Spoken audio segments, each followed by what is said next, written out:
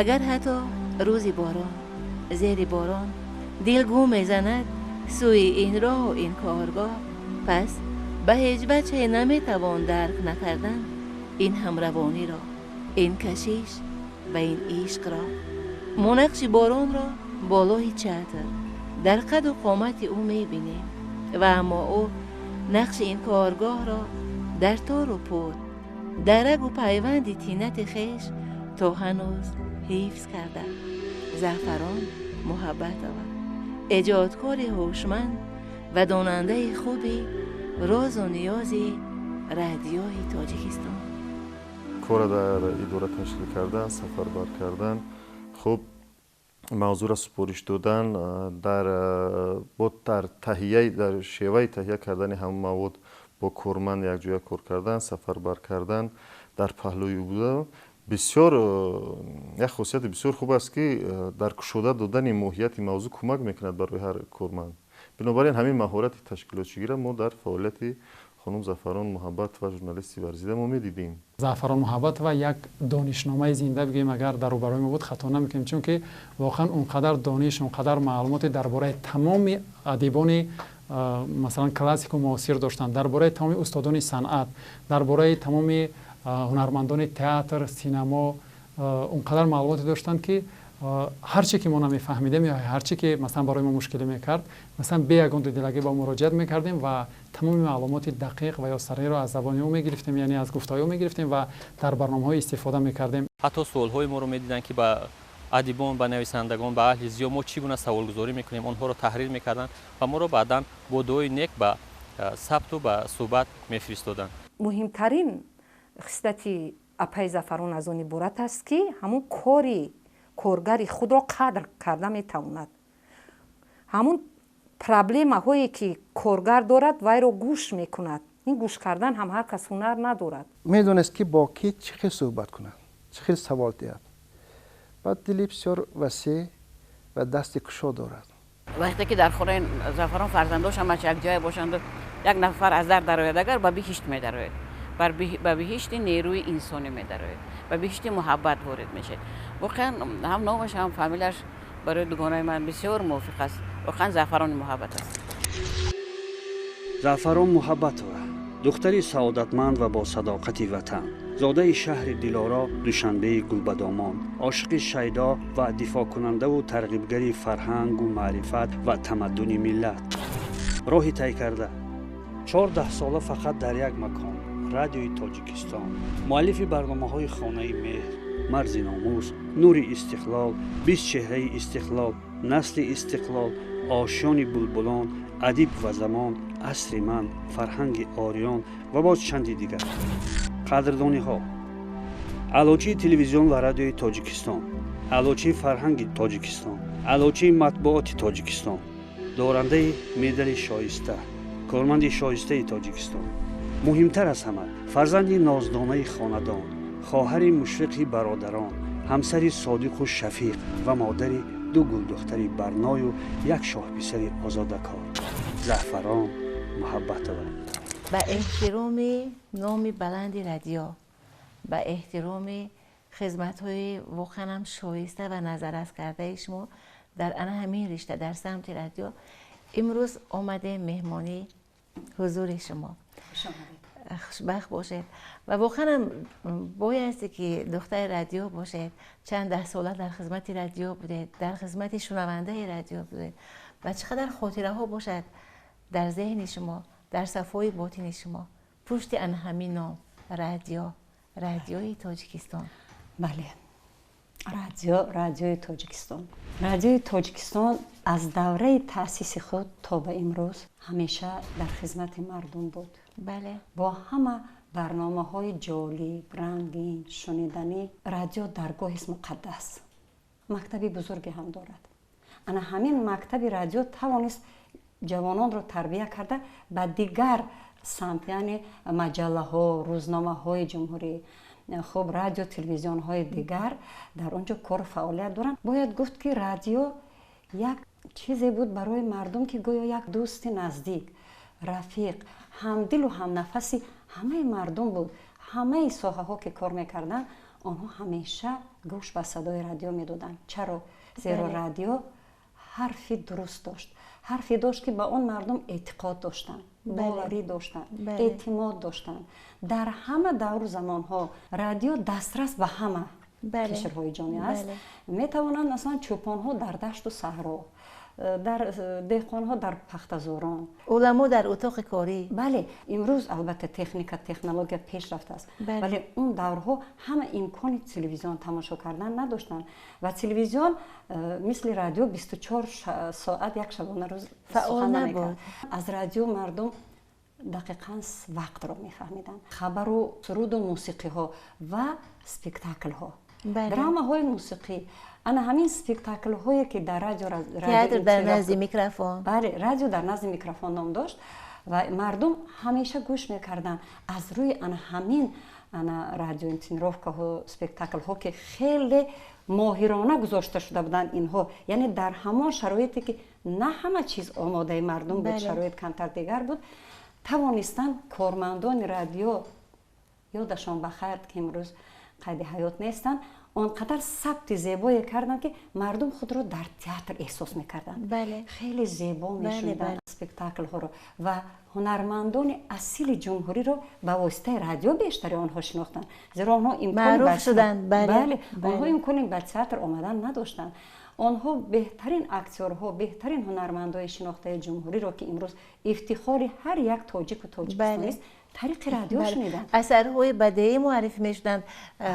خونش بدیعی، شاهنامه، اثر فردوسی، اثر بیزوال فردوسی، شاهنامه. کارگردان زیاد زحمت کشیدن، مقدس رسول و دیگر مثلا روزنامه نگاران، محرران که اونجا کار میکردن. امروز زیاد مردم شاهنامه رو طریق رادیو گوش میکنن، دیگر اثرهای بدیعی رو. و تاثیر بیشتر داشت رادیو. بله، تاثیر بیشتر داشت در مرحله های گوناگون زندگی برای جامعه. دوره های جنگ همیشه مردم گوش به رادیو داشتن، چون گفتن که به حرف رادیو باور و اعتقاد داشتن. مردم به یکدیگر میگفتن کو رادیو چی میگه، کو رادیو چی گفت، یعنی چی گفت چی میگه همیشه در مد نظر بود. ببینید که یک سرود طریق رادیو صدا داد، سرود زیادالله شهیدی، عید ظفر مبارک به شعر باقر رمزاده که شایسته مولا جان و خیلی زیبا و گوشنواز و دلنواز سرایده است. آن سرود رو تا به امروز این سرود قیمت خود را گم نکرده. روحیه غلبه در اینجا بود، به وطن و وطنداری، باز هم دوست داشتن این میهن عزیز.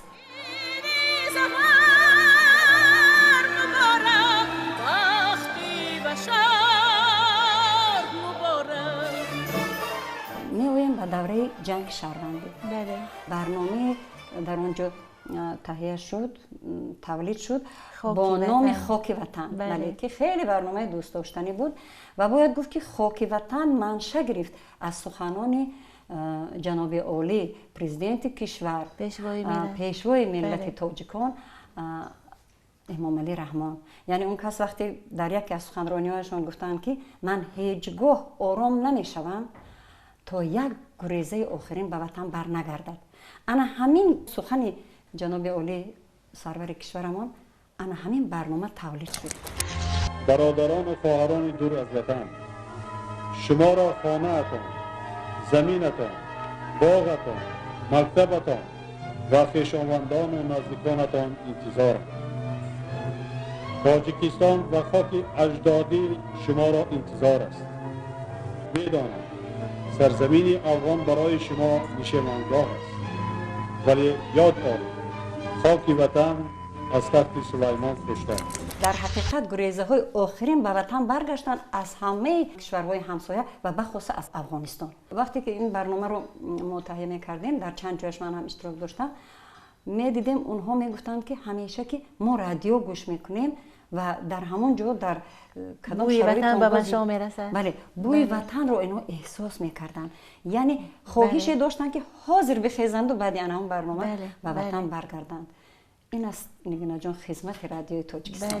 مؤلف برنامه‌های زیادی هستند که در خزینه اطلاعی رادیوی تاجیکستان محفوظ است. این برنامه‌ها آهنگ یاد، دو تار همنوا، سرود زندگی، سفینه سفید، یک قطار برنامه‌هایی بودند که از шабакаи радиои Тоҷикистон аз идораи мусиқӣ таҳия мешуданд ва Зафарон Муҳаббатова бо иштиёқи том, бо муҳаббати бепоён қалам ба даст гирифта дар бораи шахсиятҳое ки дар илми мусиқӣ, дар соҳаи мусиқӣ, дар ин шохаи ниҳоят марғубу бигӯем бисёр нафиси санъати миллии мо хидматҳо карданд, барномаҳо таҳия мекарданд. Масалан, Зафарон Муҳаббатова ҳамчун як хазинае ҳастанд ки имрӯз бо нафаси тоза, бо накҳати бисёр шабовезу диловези гузаштаи начандон дур ба машоми мо паёми мусиқӣ мефиристанд тавассути барномаҳошон. Масалан, дар бораи Одина Ҳошимов, Зафар Нозимов, Акашариф Ҷураев, Баруд Яхшиев барномаҳои хосе таҳия карданд, Муслима Боқиева, ки онҳо хазинаи радиои Тоҷикистонро бою рангинтар карданд. то соли 2007 дар ин идора бо сарбаландӣ ва муваффақиятҳои зиёд кор карда ва баъдан ба идораи фарҳангии фароғатии радиои Тоҷикистон ба ҳайси сармуҳаррир ба кор шурӯъ карданд аз соли 2007. дар ин идора вақте ки мо ба кор омадем, Зафарон Муҳаббатова сарварии ин идораро ба уҳда доштанд ва пайваста барои ҷавонон, барои онҳое ки каме имконияти эҷодиву навоварӣ доштанд, бештар кӯмакҳо мекарданд. Пайваста мавзӯъҳои рӯзро пешниҳод мекарданд ки мо онҳоро баррасӣ созем ва худ низ барои эҷодкорон як маслиҳатгари хеле хуб буданд.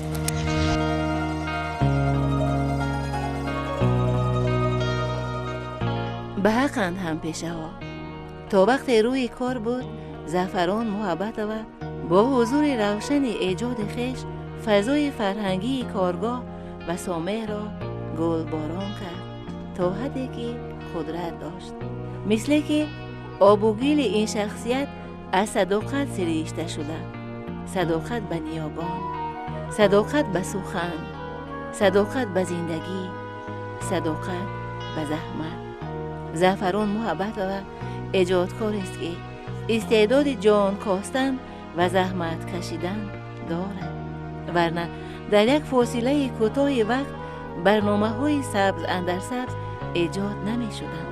فقط مشقت و فقط خودفرسایی به میزان می باید که در شب و روز درگذر قدری وقت دریابی و آلگی فردا را درک بیماری. مطمئنم که تاثیر رادیو در خانواده شما بود و یا انتخاب کردن راه رادیو رو تاثیر شاید خانواده‌تون بود برای شما. تقدیر بود، تصادف بود، اجباری بود، چی بود که شما با رادیو پیوستید؟ شما درست میگویید که رادیو رو ما همه گوش میکردیم در خانواده. پدرم، مادرم، اهل خاندان ما و خانواده ما خود همه فرهنگی هستیم، زیایی بودن و همیشه رادیو دوست و همدم و همنشین ما بود. درست. و من بعد ختم دانشگاه سال 78 بود، 1978 به رادیو رفتم. رئیس کمیته اون وقت قلندر غویب نظرویچ بودند و دیرکتور رادیو سلطان مرگان سلطانویچ. خب نزد دیرکتور رادیو در اومدم، گفتم که میخوام اینجا کار کنم. گفتن که در اداره موسیقی حاضر ما شما رو میسنجیم، شما کنی یک ماه دو ماه کار کنید میبینید. خب رفتم اونجا. من بسیار افتخار میکنم که در رادیو من با آدمان کار کردم طول سالها که زیاد از آنها بسیار چیزها رو آموختم.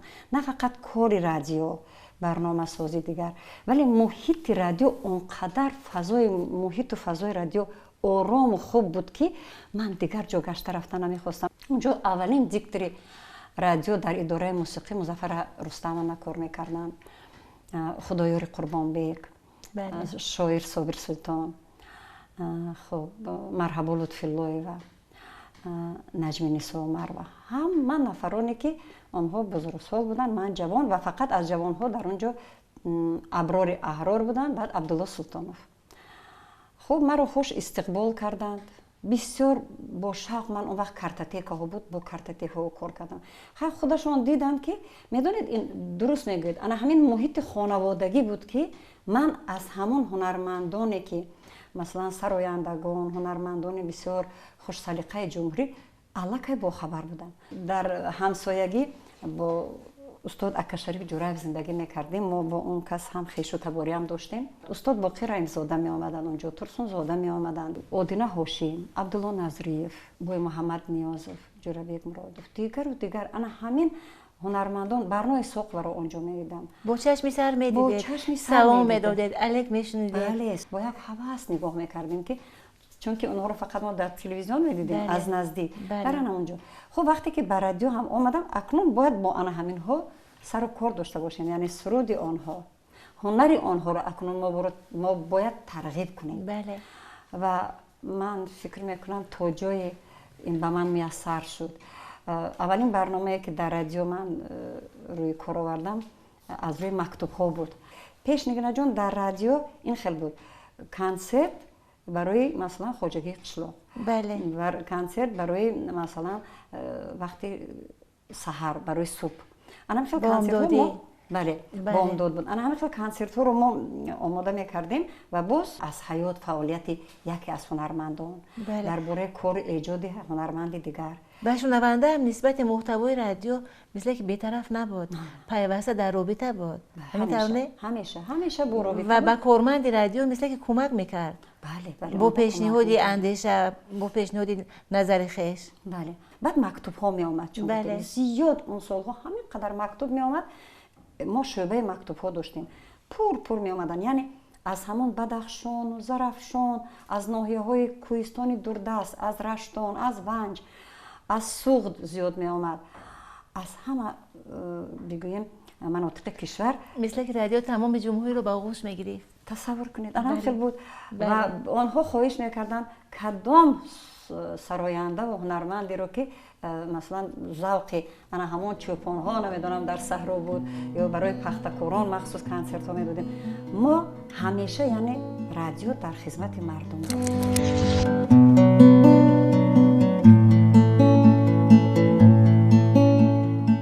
زعفران محبت و از دیروز تا به امروز همیشه نمازگزار بزرگان ملت بود و هنوزم هست. از مطالعه زیاد و پیوسته سرنوشت این بزرگان دیگر خود یک کلیات بزرگی را میماند که اگر صفحه میگردانی خود را گرد سفره بهشتی در میابی که با معرفت بلند مهمانداری و ذوق اصالت شناسی میزبان آراسته شده و این میزبان از فیض این خان شاگردان زیادی را خط ارشاد داده و مایه افتخار محبت ایشان گردیده. برنامه‌های خیلی موفق هم در اداره موسیقی و هم در اداره فرهنگی فراغتی داشتند. از جمله که از برنامه‌های موفقی او در اداره موسیقی آهنگ یاد نام داشت که شنونده تا هنوز این برنامه را یاد می‌کنند. خیلی برنامه موفق هم بود. و اینک عزیزان، آهنگ یاد با سرود و ترانه‌های هنروران اصیل تاجیک که محبوبیتشان امروز و فردا پابرجا خواهد ماند.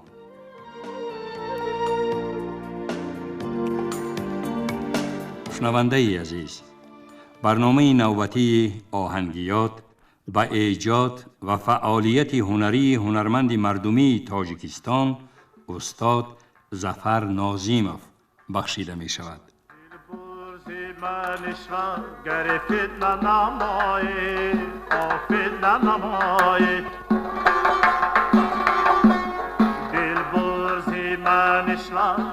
فتنه نمای فتنه نمای زرین کمر کچکو له تن قبای تن قبای در حسن و ملاحت چه پرچه نگاره در حسن و ملاحت چه پرچه نگاره در سرکش با ناز چه شوخه چه بلای در سرکش با ناخت شوخه چه بلای.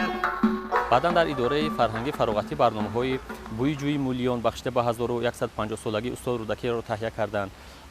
همچنین بخشیده به 800 سالگی مولانا جلال‌الدین رومی برنامه‌ها را نیز آماده می‌کردند. بخشیده به سال امام اعظم نیز برنامه‌های خیلی خوب و شنیدنی داشتند. گوهر سخن یک برنامه درباره تازگی زبان بود که معلمه تهیه می‌کردند. به حد برنامه‌های شنیدنی و جالب بود، شنونده‌های زیادی نیز داشت. مؤلف یک برنامه تازه ایجاد بودن، رادیو مجله فرهنگ آریان. این برنامه مثل یک شناسنامه تاریخ و ادبیات تاجیک بود، مثل اون که برنامه آزادگان در رادیو تاجیکستان از دوره موسیقی پخش می شود و همچون شناسنامه صنعت اصیل و کسبی و ملی تاجیک قدر می شود. ادبیات و فرهنگ و تاریخ انعکاس می کنند. همین فرهنگ آریان هم در اداره ادبی یعنی فرهنگ فراغتی همچون یک حجت بودند. بسیار مسئولیت شناس است. در کدام کاری که وظیفه گیرد در اومد دیگه هم یک چیز از وی خواهش کنید، این خواهش حتما اجرا بشه. نیکی کردن و دیگران برای وی یک بخش زندگیش است، نمیدونم یک جزء سریشتش است، یک خصوصیت خاصی طبیعتش است. و با همین تیز کار کردن ها، تیز اومدن ها، تیز تهیه کردن ها، تیز به سومه رسانیدن ها چند ده ساله پشت سر شد و شما خدمت میکردید در یک رادیو و اون زمان فقط یک رادیو بود. حاضر مثلا چند رادیو شد با شرافت آزادگی وطن، با شرافت مثلا دوران استقلالیت. دیگر شبکه‌های زیادی رادیویی هست، دیگر در خانه میشینید، دیگر شما شنونده هستید، رادیو میشنوید، کیها رو میپسندید، برنامه‌های کدام رادیو رو خوش دارید. رادیوها خیلی زیاد شدند، من حتی این باعث خرسندی است. بله، خیلی باعث شکرگزاری است. بله، شکرگزاری است که امروز تکنولوژی چقدر پیشرفته است. باز هم همون کادرهای رادیوی ما باز هم افتخاری ما هستند. بله. میروند در اون رادیوهای دیگر، در تلویزیونهای دیگر، در مجله ها، در روزنامه ها کار و فعالیت دارند. امروز باعث افتخار است که جمهوری ما خیلی پیشرفته است، خیلی زیبا شده است. خیلی امروز ما افتخار داریم از وطن زیبای خود، از سرور دولتمون افتخار داریم و خوشنود هستیم. چرا رادیو گوش نکنیم؟ میکنیم، همیشه رادیو گوش میکنیم، تلویزیون میبینیم. مثلا من رادیوی وطن رو میپسندم چون همیشه برنامه های جالب دارد، یعنی همیشه یک ربطی دارد که با مجرای روزگار رادیوی امروز رو گوش میکنم و خوشم میآید. زیاد رادیوها هست، از همه آنها خوشم میآید. خب صداهاشون هم خوب است. صدای موسیقی رادیوی فرهنگ. رادیوی فرهنگ این در داخل رادیوی تاجیکستان است. رادیوی دوشنبه که اینها ما با این شاگردان اونجا هستن کار میکنند و اینها بیشتر مثلا میشنوانند هنرمندان جوان را خیلی زیبا میسرایند. امروز هنرمندان جوان هم باعث افتخار است که مثلا رپرتوار خود را، همون هنر خود را صیقل میدهند. چقدر که اونها پیش رفته و هنر رو ایجاد میکنند، سرودهای نو به نو روی صحنه میآید، رادیو هم باز هم شنیدنی تر میشود. ولی برنامه من از اون بود که یک سرود، یعنی سرودی که قیمت خود رو تا به امروز گم نکرده است. ولی همون وقت در جوانی ترانه ماندگار. بله، ماندگار. و همون استادان در عین جوانی در وقتی و همین سرود رو چگونه اجرا کردن. مقصد این بود که و آنها رو بردن به خیال و اندیشه های زمان جوانی. همین بود و این برنامه باید گویم میگنه که خیلی پسند مردم شد. آهنگ یادنام داشت، هیچ از یادم نمیبراید استاد مایبلیف در همون وقتی صحبت اشک ریختند. وقتی که خوشنظر مایبلیف یکی از رژیسورهای بسیار شناخته ما هست میدونید، درباره انسامبل ترانه و رقص پامیر صحبت کردیم که اولین ترانه‌ای بود که انسامبل بچگانه بود و اون کس نقل کردن درباره تاسیس و چون اون رفتن در آذربایجان در مسکو و رئیس هیئت حکمان مامد بلبل اغلی بودند و میگویم که وقتی ما رقص و سرود خواندیم، ترانه خواندیم، بچه ها که اونجا اشتراکچیش هم نقره رحمت و گرمینج زنقبی که خب محمد برای همه همون امروز درباره جوانی آنها این سرودها یاد میشد. خب میگویم که وقتی که ما سرود خواندیم، رئیس حکمان از جای خسته رقصیدند. همین قدر رقصیدند که خودشون نفهمیدن که چگونه. یعنی ببینید تاثیر سرودی تاجیک رو، تاثیر سرودی بلند رو، تاثیر آهنگ خوش رو، رادیو هم همه خدمت‌ها یعنی کرده است که تو در تشویق و ترغیب سرود و آهنگ‌ها مثلا فرهنگ تمدن وطن و وطنداری تاجیکستان مثلا مردم رو باز هم به نیکی ها هدایت کنند. هیچ از یادم نمیبراید استاد مایبلیف در همون وقتی صحبت اشک ریختن. بیشتر صحبت و مصاحبه تشکیل میکردن با خادمانی مهمی، خادمانی فعال دولتی، خادمانی ساحه صنعت و ادبیات و فرهنگ که اون برنامه‌ای که تشکیل کردن با گذشت زمان‌ها علاقه قرب و قیمت آنها می‌افزاید. آنهایی که صحبت کردن، آنهایی که ابراز اندیشه کردن، آنهایی که اشتراک کردن برنامه‌ها، یک قسم آنها امروز در قید حیات نیست، ولی ثبت آنها، هنر آنها، مهارت آنها، مکتب هنری آنها امروز در برنامه‌های رادیوی تاجیکستان در خزینه طلایی آنها جاوید هستند و یک نوع چی بگیم حفظ همون عنعنه‌های نیک، حفظ همون مکتب و مهارت همون هنرمندان امروز در خزینه ما در کلوار برنامه‌های رادیوی تاجیکستان محفوظ هستند و مکتب آنها رو صحنت آنها را چی میگن پایدار می‌دارن.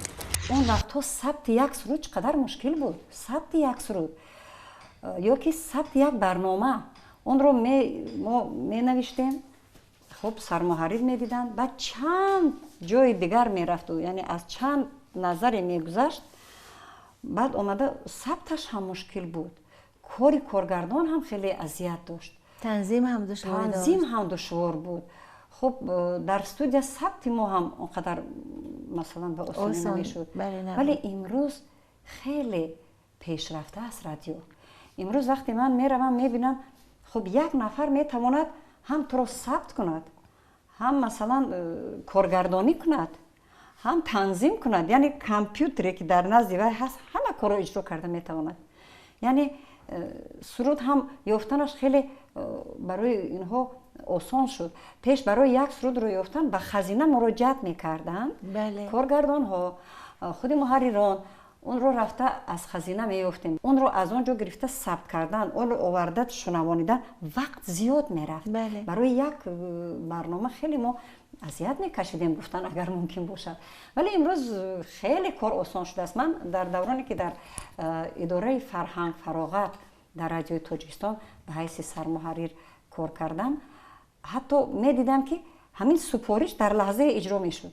یعنی این پیشروی تکنیک و تکنولوژی بود. نکته یک خصوصیتی از همه خوبش همین که او رو راست کمبودی هر یک شخص رو میگفت که شما من این کمبودی دارید، من این خیلی نارسایی دارید.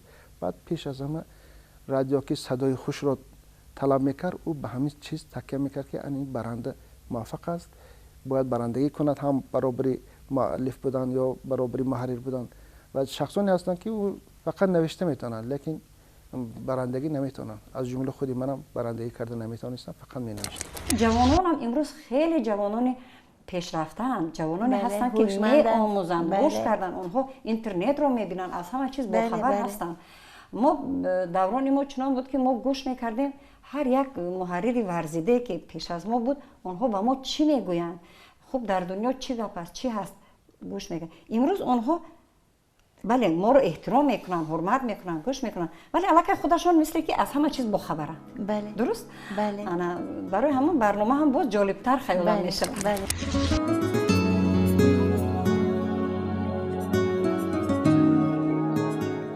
زندگی در این خانه ساده، آزاده، آری از بخل و حسود و کینه مجرای سازنده دارد و البته این همه با لطف و مرحمت و همت مادر این کاشانه.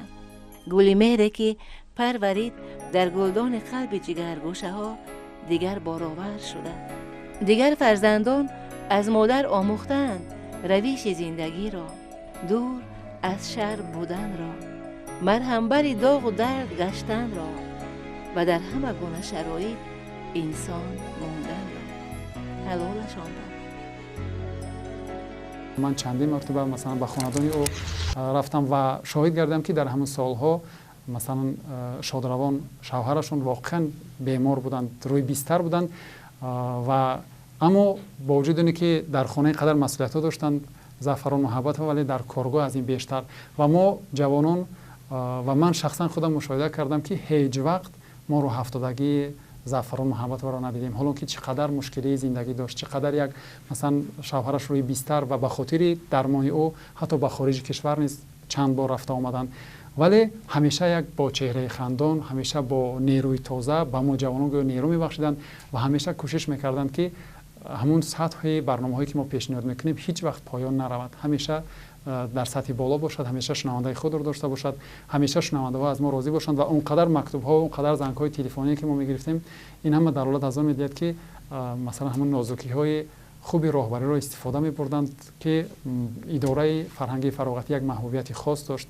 اداره فرهنگی فراغتی با مثلا راهبری زعفران محبت و توانست که قدم‌های موفقانه پیش گذارد و چقدر کادرهای مثلا با مهارت از این اداره تربیت شوند که بعداً چندی از همکاران ما و شخصا خود ما رو مثلا برای ادامه فعالیت و تلویزیون ها گذراندند، چون که علاقه مثلا مثال می آوردند که شما از تجربه روزنامه‌نگاری با خبر شدید و باید که مثلا در سطح تلویزیون فعالیت کنید تا مثلا در این سمت نیز پیشروی باشد و فکر میکنم که همه این البته دستگیری ها، تلاش ها، کوشش های زعفران محبت و نسبت به روزنامه‌نگاران جوان بود. زعفران هم مادر جمعیتی بوده میتوند که در اداره رادیو سالهای دراز کار کرد، وظیفه پرمسئولیت هم داشت. اما برنامه‌های فرهنگی و من گوش میکردم، در جای میشد صحبت میکردیم، در جای میشد مصلحت های خودمون رو داشتیم، ولی اینها بر رفت کار فعالیت مادری زعفران یگان گونه تاثیر نرسانده است. زعفران همیشه مادر خوب بود، اما مادر ایدئاله، مادری که غمخوری کردن میتونه، مادری که همیشه خوراکش تیار است، مادری که همیشه لباس فرزندش تیار است، مادری که همیشه از همه خرد و بزرگ و دیگر سوالهای چیز و نوچیزی که از نگاه دیگر است آگاه است در مسئله فرزندش. و یک خصلتی خوبی معلمت در یادم هست تا حالا، این حسیات گل پرستی، زیبایی پرستیشون که چقدر گل را دوست می‌دارند و با گل‌ها یک مهر و محبتی مخصوص دارند. از همین است که خودشون هم مثل گل زیبا هستند، چهرهشون هم همه وقت خندان هستند و شخصی که با این کسب میخورند یک روحیهشون بلند میشوند. خیلی شدم که در عائله خوب تربیت یافتم، در عائله که مادر بسیار فرشته، مادر بسیار بگوییم نخوانده بودند ولی دانشمند بودند. پدرم بسیار کتاب میخواندند، دانش خوب داشتند. در عائله که برادرای من تربیت یافتن، یعنی در عائله ما 6 نفر تربیت یافتیم، 4 پسر و 2 دختر. همه صاحب معلومات عالی در همون در، یعنی هم پدر به این کوشش کردن هم مادرم تا ما مثلا در جمعیت در آینده برای خلق و وطن، برای مردم خدمت کرده توانیم. دوستان زیاد داشتیم، مادرم به همه دوستان هر یک تایما احترام میگذاشتن. سر مهمان بودیم، در همیشه باز بود، یعنی فرهنگ مهمان و مهمانداری رو از مادر آموختم. در کدام وقت چگونه مناسبت کردن به مهمان، خب دسترخوانداری رو، خب تمامی مناسبت با همسایه، با کودکان، با دوستان. من شاد بودم که مثلا من در همین گونه فضای خیلی آرام و آسایشته بزرگ شدم. بازم به نفر من به شوهر برآمدم که عالم شناخته جمهوری کیمیاشناس بودن، یادشون بخیر.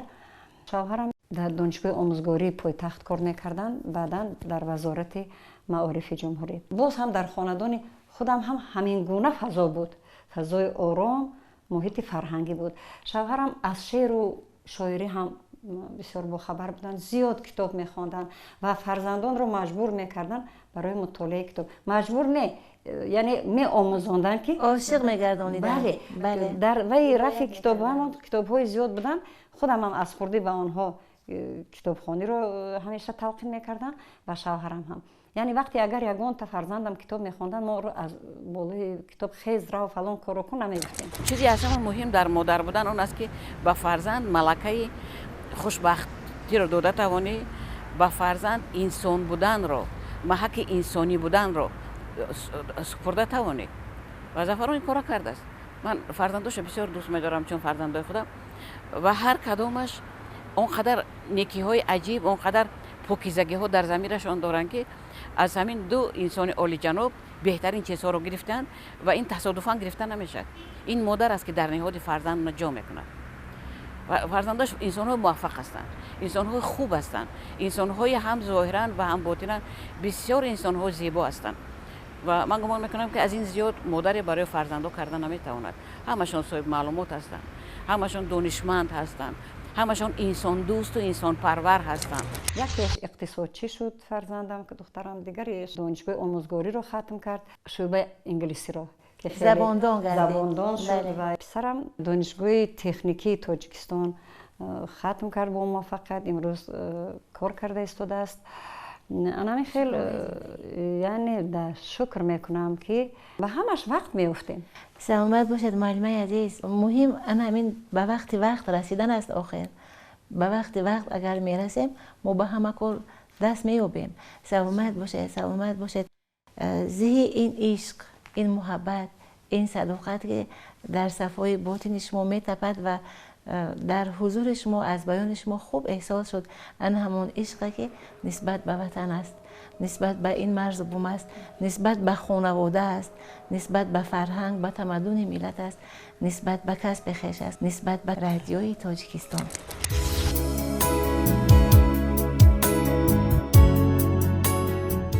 واقعا هم انسان به واقعیت زندگی، حوادث رازغار و تأثیر این حوادث به تقدیر یک انسان خاکی، حفظ ارزش‌های ملی و تلاش پیوسته در جاده خودشناسی مرام همه روزه زعفران محبت و بود وقتی کار کردن در رادیوی تاجیکستان. شاید همین باشد موجب بودن، موجب ایجاد کردن یک ایجادکار روی خاک وطن، یا نه ای هموطن، پس حلالش باد.